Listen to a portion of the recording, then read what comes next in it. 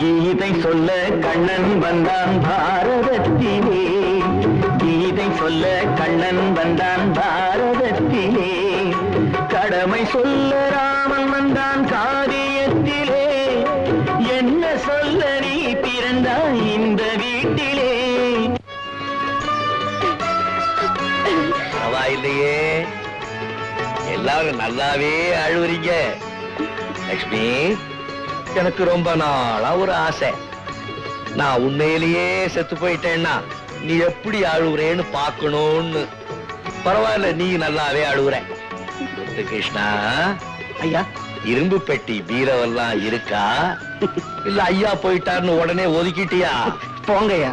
மாப்பிள மாமா, மறுபடியும் இந்த மாதிரி உண்மையிலே